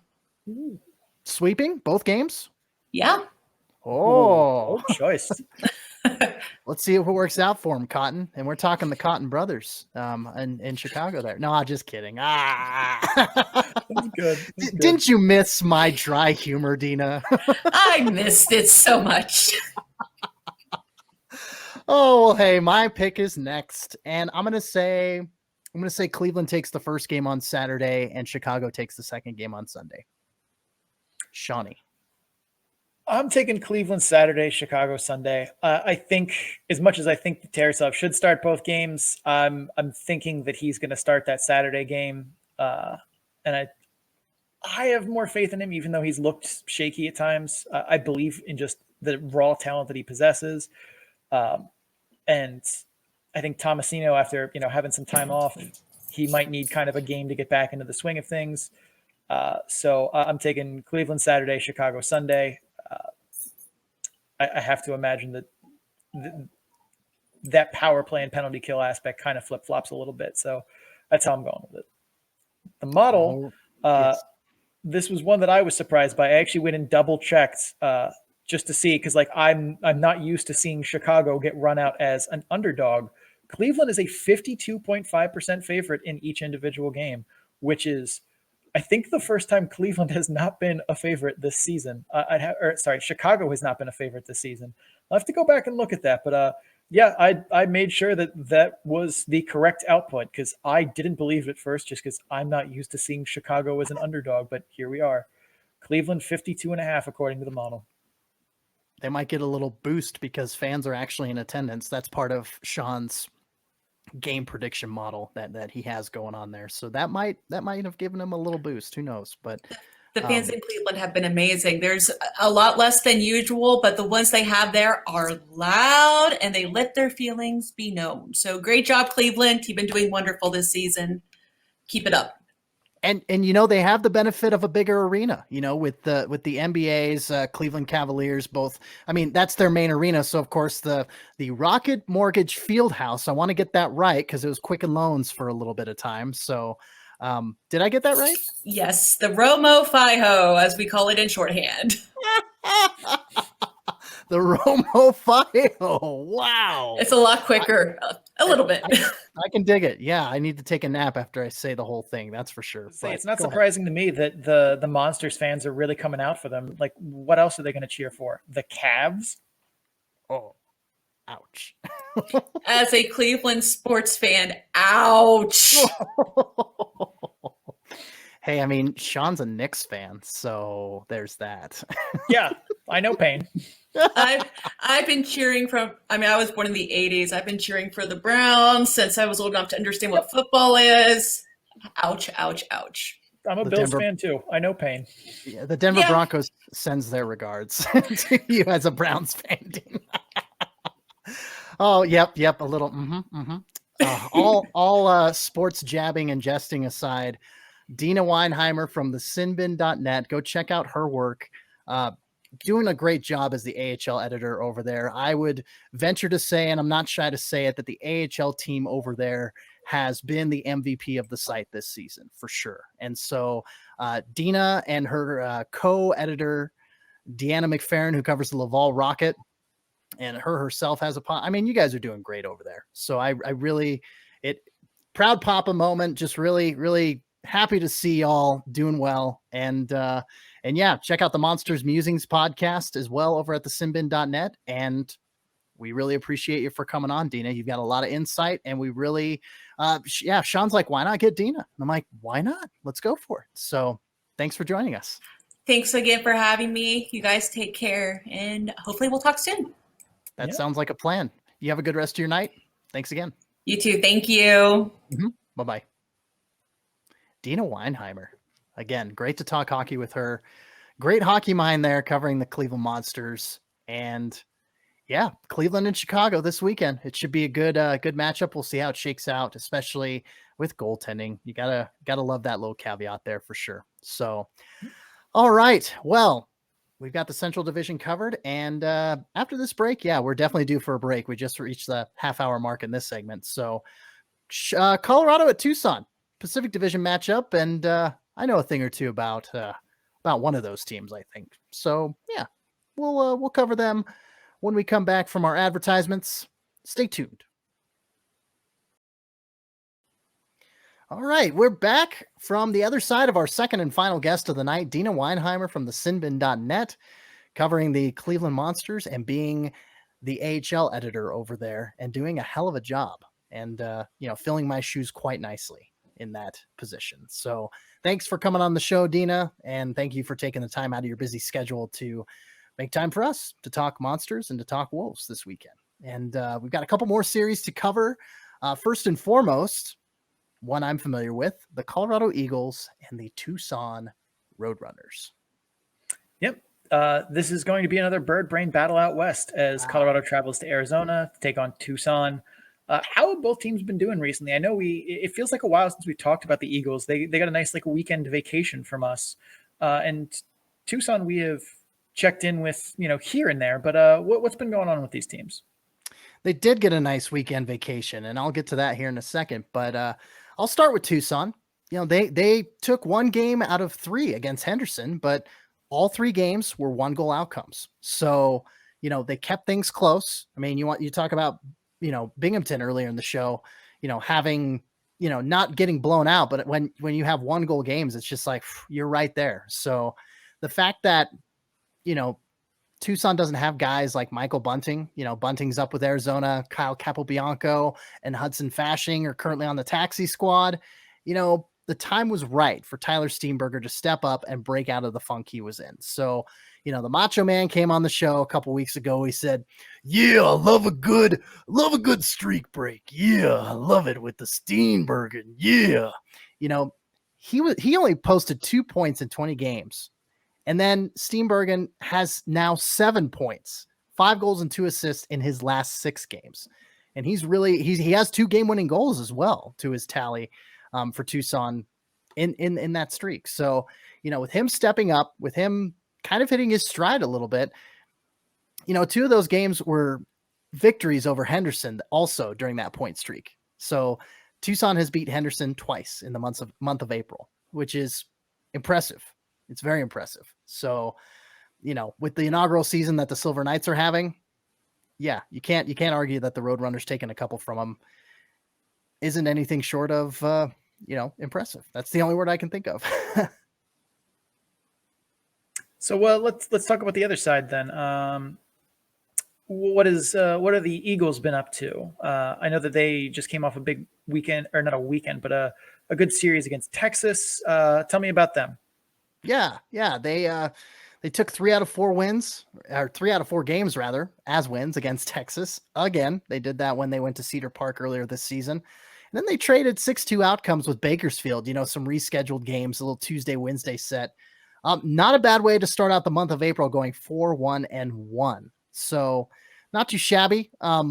Stockton was originally slated to play last weekend in Loveland. Obviously, that's not happening because Stockton decided to flee and immigrate north of the border for this season. So, alas, that wasn't going to happen, but at least it allowed a little leeway for the Eagles to shift those Bakersfield games over because of COVID-19 protocols. Now, individually, there has been 3 rookie debuts for the Eagles in a week span. So you had Alex Newhook on April 13th, you had Sampo Ranta on April 10th, and then you had Nate Clermont, Notre Dame captain, coming in, local boy, Boulder, Colorado, coming in and joining the Eagles on April 7th.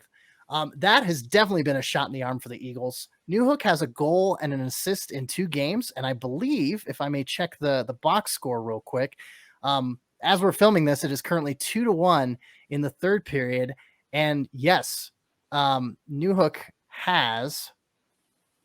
Oh no, they gave it to Megna. It was originally credited to Newhook. Sorry, but Newhook did get an assist tonight against Tucson, and that game is still going on as well. So 2-1 halfway through the third. Anyway, Newhook, he's got an assist, so he's got a goal and 2 assists in 3 games. Ranta has 2 goals and an assist in 4 games played, 5 after this one's done. Colorado won't be hurting as bad. Forwards Kiefer Sherwood and Liam O'Brien are up with the Avalanche organization. Same with Martin Kaut. Martin Kaut played for the Avs tonight, as we're filming Thursday night, and Mika Salamaki's on the taxi squad. So instead of having to call guys from the ECHL and the Utah Grizzlies, they can rely on these rookies, these 2 forwards and 1 defenseman, and they're showing out. It's not a bad thing. They're not, having to get their skates underneath them or anything. They're kind of hitting the ground running, and I think especially Newhook and Ranta are definitely doing a good job with that.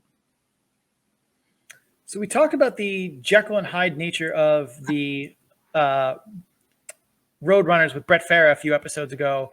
Are we finally seeing some leveling out of that here now? And are we coming towards the end of now that we're coming towards the end of the regular season?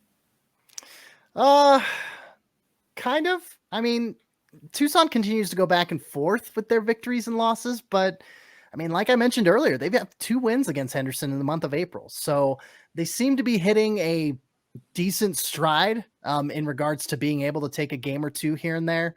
But they haven't been able to string together 2 wins in a row since February 12th and 14th. I believe San Jose. Yeah, that's a grimaceable stat for sure.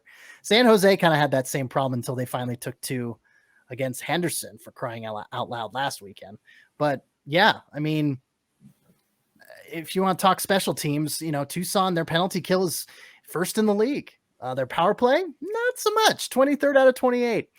I can see the Roadrunners giving the Eagles a little bit of fits on their rejuvenated power play, but one time in the basement, now they're 6th. They are 6th in the league on the power play. The Colorado Eagles are, and they got another power play tally tonight with that Megna goal. So yeah, I mean, they've got a 23.2% conversion rate. I'm sure that's going to go up a little bit after tonight's game. Colorado's PK is also 3rd in the league. So special teams might be in favor of Colorado just based on the principal percentages.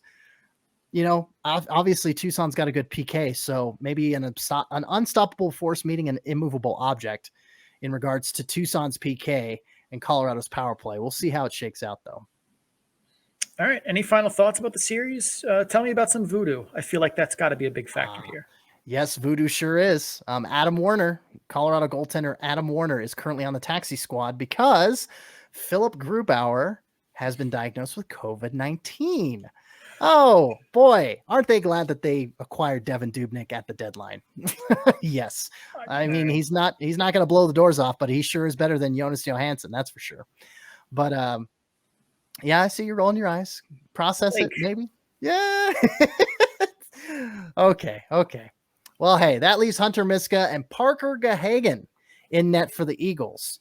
Tucson has Connor Lecouve, Chris Nell, and Ivan Prosvetov. They're all three of them are on Tucson's active roster. So I imagine the primary netminders, like Miska and Prosvetov, get one start.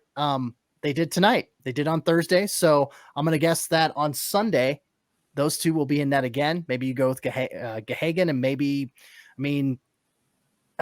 Nell was the secondary netminder tonight. So I'm guessing he'll probably get the start on Friday. The Thursday game kind of threw me for a loop because Colorado never plays a Thursday game. So yeah, I doubt the primary goalies get, back-to-back starts on a Thursday and Friday. So I don't know. We'll see how that shakes out. But yeah, I think maybe you can kind of tell what I'm leaning towards my picks, but we'll see. I just want to point out, if Sure. Lecouve, Nell, and Prosvetov are all in Tucson, that means that Arizona is in violation of its own law, and that Antti Ranta and Darcy Kemper are both healthy at the same time. So I'm sure in short order that that will get resolved, and one of them will be on the IR again shortly, which means at least one of those goalies will be back in Arizona, because that's just the natural order of things. Why? Either Ranta or Kemper. Yeah, Kemper on IR. One of them has to be hurt. One of them has to be hurt. It's a law, CC. It's on the books. I didn't realize that they passed legislation on that. But don't look at me. I'm just telling you that is the natural order of things in Arizona. Like, that's fair. They have all kinds of crazy laws out there. I would be interested to see when the last time Ranta and Kemper were both healthy. That would be an interesting. Both healthy for like more than a 2-week span. It's sure. never. It's not allowed. That's fair. Well, hey, it's time for picks. Colorado at Tucson, like I said, Friday at 6 p.m. Mountain, Sunday at 4 p.m. Mountain Standard Time, because Arizona does not observe daylight savings time, so they are still on standard time. State. It's a smart state. Daylight savings time is dumb. Yes, it is. So while the rest of the country is on daylight savings time, in daylight time, yeah, they're still on standard. So anyway, we've got those two games, and yeah, I think Tucson is gonna keep it close again on Friday and come out with the victory, but I think Colorado is going to come out with a win on Sunday.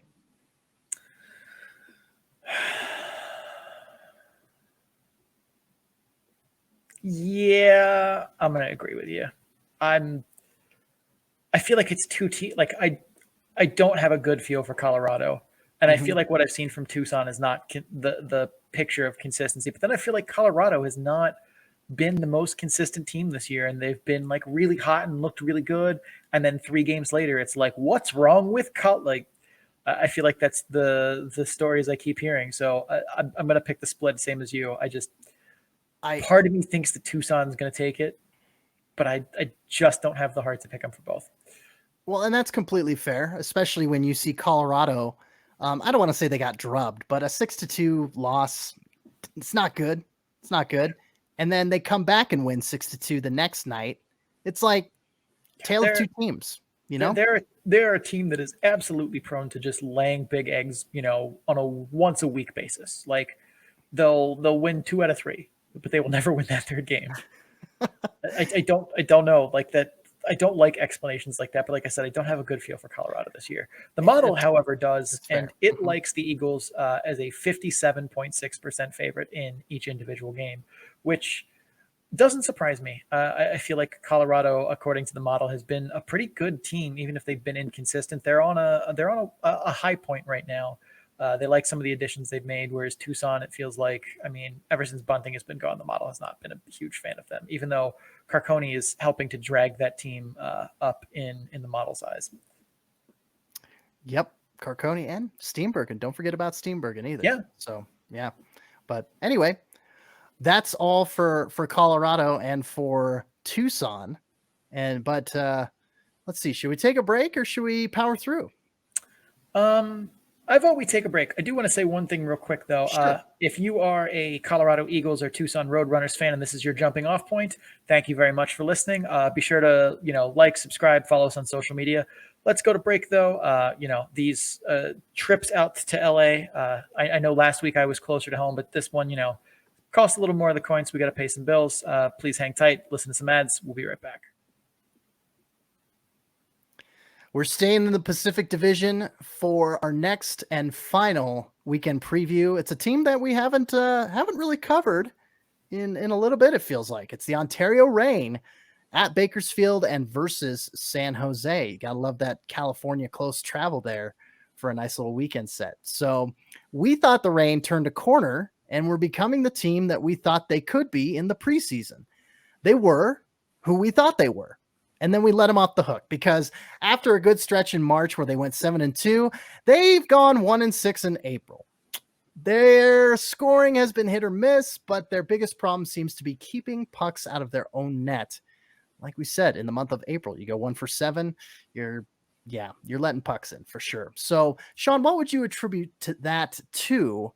Would you attribute that to the goaltending or to the defense? Maybe a mix of both? What do you think? It's a very good question. It has an easy answer. The answer is yes. Outside of Gaunce and sometimes Dursey, I really have not liked any of their defensemen in just about any aspect. And one of them is a former Penn Stater in Cole Holtz. So I have a lot of reason to have bias, and yet there have been, as a group, a lot of poorly timed pinches in the offensive zone, and it's an odd man rush going the other way, a lot of blindly throwing pucks up the wall. And again, as a group, they're not the best skaters. No one's really terrible, but none of them are particularly fleet of foot. Like, Gaunce is a pretty good skater, but he is, I think, by far the best skating defenseman they have, and he's only like a pretty above average skater.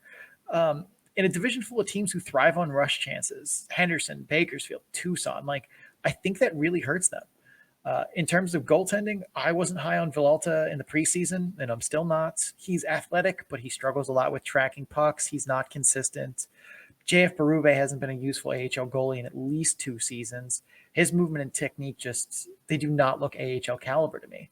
You put those two things together, and you have the absolute chaos that is the Reign in their defensive zone. Oof. Well, hey, on the offensive side of the puck, let's flip the coin. They've been doing okay, although the past 2 games haven't gone so well. A 1-0 shutout by Bakersfield and a 2-1 loss to the Goals. Both really low scoring affair, and if you can't eke those out and maybe get 3 or 4 goals from your guys, that's rough. What seems to be going on there, Sean? Yeah, Ontario has done a really good job of being a half team each night. It's just a matter of, are they going to get a half team from goaltending or a half team from offense? But on the offensive side, I feel like it's been more successful. For the most part, it's been a lot of dump and chase, and that's what it's been all season. They're a cycle-based team in terms of offense. They're not, trying to generate rush chances and go north-south as much as they are, kind of grind down teams in the offensive zone, and that's fine. I don't know if that's maybe the best scheme for the talent on the team, given how young they are and how much raw talent they have. I think maybe they would be better for a north-south kind of game. But it's also the easiest scheme to work with when you have, young kids who are just trying to get up to speed, and you have a lot of them, and a lot of them with high-end talent. I think this is maybe just the easiest scheme that they could get, everyone on the same page with. And it also is one that doesn't require an active defense, which we just talked about. Their defensemen are not the best skaters, so kind of taking them out of the equation makes some sense. But a fair portion of their struggles have been getting pressure on recoveries from those dump-ins. They've been unable to turn turnovers from the neutral zone or the defensive zone into offense going the other way.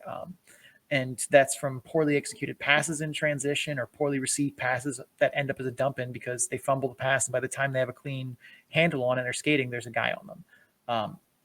And that's really wasted a lot of the rush chances they could have produced. It's wasted a lot of good opportunities on offense. And they have a lot of guys who are turning 3-on-2s or 2-on-1s into 1-on-1s by not utilizing teammates well.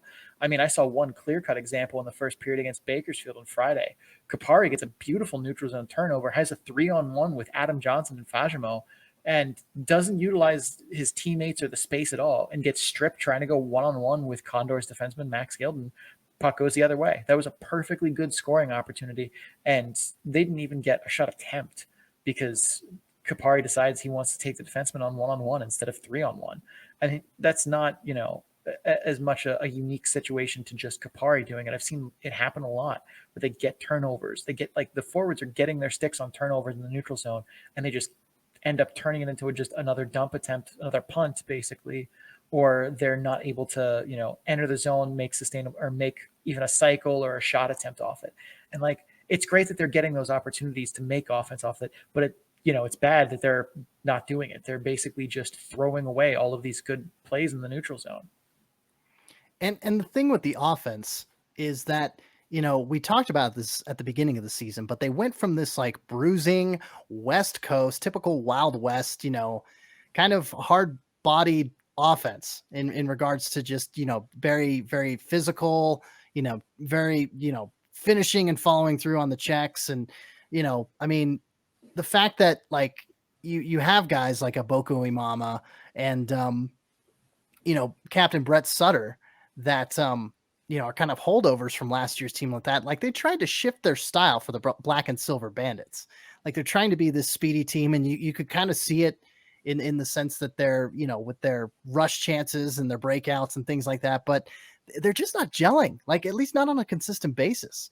And to kind of harken back to defense, I would say Ontario, and maybe I've said it before, but they picked up two of the, I'd say on an AHL level, two of the most coveted free agents, or at least top 5 free agents in defensemen, in Mark Alt and Cameron Gotts.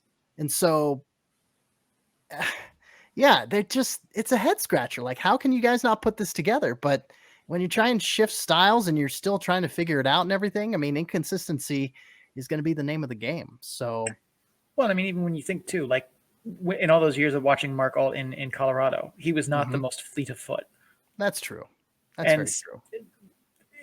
You can be an average skating defenseman. Somebody has to be an average skating defenseman. That's what average means. Right. But they have an entire team of them outside of Gotts. It's Gotts and 5 average to below average skaters on defense who have struggled to move the puck effectively. Right. You can have the greatest forwards in the world, but if your defenseman can't get them the puck to start the, attack going the other way, this is what happens. That's very true. And, despite Alt bringing that leadership isn't going to necessarily put a W in the stat column. It's going to encourage the guys. Mentorship is going to be a good thing, of course. But yeah, like you said, when you have one, A-level defenseman and 5 C-level defensemen or B minus. Yeah. I would say they have one A-level defenseman in Gaunt's. Durzee's been a B minus, and then everyone else has been, I think giving them a C minus would be very, very generous on my part. Gotcha. I guess I was being generous too with that. That's fair. But yeah. You're nice. Last question. I am. That's just the reality of it. Last question. Who do the Reign need to take down W's this weekend? Or what do the Reign need to do to take down W's this weekend? Forgive me, I'm a little tired. Against Bakersfield and San Jose. How do they pick up victories against these two teams? Well, number one, and this is not a suggestion I make too often, but I think in this case, it is a valid strategy of just throw pucks at the net. Neither Bakersfield nor San Jose has goaltending I believe in. They both feature goalies who absolutely will give up goals on just awful shots from bad angles. If you have a shooting lane anywhere inside the offensive zone, if you're Ontario this weekend, shoot the puck. Shoot first, ask questions later. Han Solo strategy. Second thing I would say is controlled zone exits are a must. Good offense begins from getting pucks out of your defensive zone with possession. They have struggled with that all season. This is a series where I think they're going to need to make those count. San Jose has had good forechecking moments and has good forechecking lines. Bakersfield has done a pretty good job with it too. You're going to need to make your defensemen to make good first passes and not just blindly throw pucks up the boards and pray.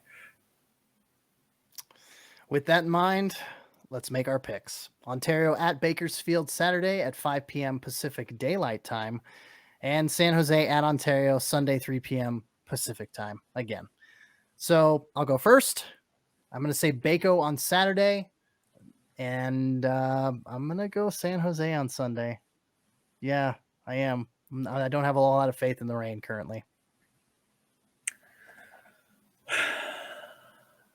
I'm taking an Ontario sweep. Really? I Ontario sweep. Okay. I'm taking an Ontario sweep of the weekend. I think Bakersfield without McLeod, the kid line is now broken up. McLeod is in Edmonton. And that's something the model knows too. But I also think that the car is running out of corn grain moonshine to run. Like I've seen enough from him that I think there is a bad game coming from them, and I think without McLeod to kind of stir the kid line, I think they could be in for some disaster, because we've talked about their depth being kind of in witness protection at times, and I think there's an opportunity here. Like, Bakersfield has been a half team through the last couple games, where either their defense and goaltending has managed to somehow do the job, or their offense has managed to do the job. And I think there is at least a chance they can get all of that on the same page for at least one weekend, especially against Bakersfield, who I think is a team that's a little vulnerable right now. San Jose, I don't trust. And having talked with Kevin Lacey at length about San Jose, he doesn't trust them either, and he sees them every night. I don't trust their goaltending outside of Alexander True and Joachim Blickfeld. I don't trust anybody on that roster, more or less. So I think Ontario can sneak one out against them. If nothing else, I think they beat San Jose, but I think they have a good shot at a weekend sweep. So I'm going to be bold and pick it. The model does not agree with me at all. Spoiler. No, it does not. I do pick against the thing that I create, which, says something about the difference between my separation from numbers and eye test. Like, I take both into account. The model likes Bakersfield quite a bit on Friday. On Saturday, rather. It has them as a 60.3% favorite, so that's a pretty sizable favorite. Ontario is the favorite going into San Jose, but the model has had problems with San Jose and that rotating cast of, what players are playing on any game, because they literally just pull names out of a hat. I swear to God. So I'm still taking my sweep, but Bakersfield 60.3%, Ontario 52.6% from the model for Saturday and Sunday. You've created the system, and it asks you, what is my purpose? And it says your purpose is to purpose is to pick the games, and then you go against it. And then now the analytics model is self-aware. I'm trying to reference Rick and Morty here with the butter robot, but it's not working out too well. So I'm going to leave it alone. All right. Are we going to take a break before? Do we need to stretch? We need to stretch a little bit here. Get prepared for the intensity that is all of the rest of the games this weekend in 2 minutes or less. Oh boy. Yeah, for sure. We try. We normally hit the 2:30 mark. So, all righty. Well, let's take a break, and it'll be our last break of the episode, and then we'll go speed round. Last but not least, it's time. Speed round. Here we go. Weekend series, Laval at Belleville, Friday, Saturday. Go. I'm going to pull a split here. I think Belleville takes one of these games. They've looked a lot better recently. Belleville Friday, Laval Saturday. My gut says Laval sweep, but I think I'm going to agree with you. Laval Friday, Belleville Saturday. Rockford at Iowa, Friday, Saturday. Go. I'm taking another split just because I believe Hunter Jones starts Friday night. Rockford Friday, Iowa Saturday. I'm going to say Iowa sweep. Oh, gosh. Henderson at San Diego, Saturday, Sunday. Big series here. Big series. Henderson has looked mortal recently. I'm taking San Diego to sweep. Wow. I'm going to say Henderson on Saturday, San Diego on Sunday. Hershey at Wilkes-Barre Scranton, Saturday at Hershey, Sunday at Wilkes-Barre Scranton. Unless Max Legacy starts a game, I'm taking Hershey to sweep. I'm going to go with a Hershey sweep as well. Friday, we have Utica at Rochester. Who do you got? Do both teams have the ability to field a complete roster at this point? I actually don't know the answer to that. I'm going to take Utica, but ugly. I'm going to take Utica as well and agree. It's going to be quite ugly. Saturday, you got Bridgeport at Hartford and Rochester at Utica. Shawnee. Bridgeport has looked competent recently. I'm going to ride the lightning here and say Bridgeport. And that next game, Rochester at Utica? I'm going to take Rochester on a revenge game. Okay. I'm going to say Bridgeport as well. And I'm going to say Utica because they're at home. What the hell? All right. Wow. 1 minute. That was not nearly as bad as it usually is. I mean, 1 minute and 39 seconds. I think we're building our endurance up. Well, I think too, we covered 5 series. That's a lot. That is a lot. So that was one less than we had to do in the speed round. So And I also tried to talk less. I think I stumble in the intro sometimes, and that happens. So So you did a good job. Well, that's it for the show. If you guys are enjoying the show, please make sure you subscribe so you get episodes in a timely fashion. Also, please rate and review the podcast wherever you're listening to it from. If that podcatcher does reviews, some of them don't, some of them do. If you're watching on YouTube, please click on the little bell, click the subscribe button, like the video, and comment what you thought of the episode. Doing all of this helps others find the show, and your reviews help us improve it. You can also follow the show on social media at Calder Farmstead on Twitter, at the Calder Farmstead on Instagram and Facebook. Links to all of that and more can be found on our link tree, which is scrolling down below here, but is linktr.ee/the Calder Farmstead. Cece. my name is Cece Hockley, and the Calder Farmstead is part of the Full Press Radio Network. You can find our program and a lot of other great hockey programs, sports entertainment. There's fullpresswrestling.com. Don't forget about them. You can find all those podcasts at www.fullpresscoverage.com. You just click on the podcast drop-down menu and it's right there. Me personally, you can find me representing Full Press Hockey on Twitter at FPC_AHL. That is our Full Press AHL account. And you can find me on my personal Twitter account as well at CCHawk. That's SEESEEHAWK. About 75-80% is hockey. Throw a little pro wrestling and music and other opinions in there, and you have my personal account. My hope is if it keeps me interested, it's not going to be bullshit for you. Check out my writing on Full Press Coverage at www.fullpresshockey.com. Shawnee. I'm Sean O'Brien. I don't write stuff anywhere except for on Twitter. You can find me on Twitter at Sean O'Brien81. That's SeanObrien81. I'm also on Instagram at Sean O'Brien_81, where I take pictures mostly of my dog and the music that I'm listening to and post millennial things that say mood. You can find my stats work on my Tableau page, which houses the point shares model, the standings projections, that funky PDO thing we talk about. That's all on bit.ly/data dump and chase, all lowercase, all one word.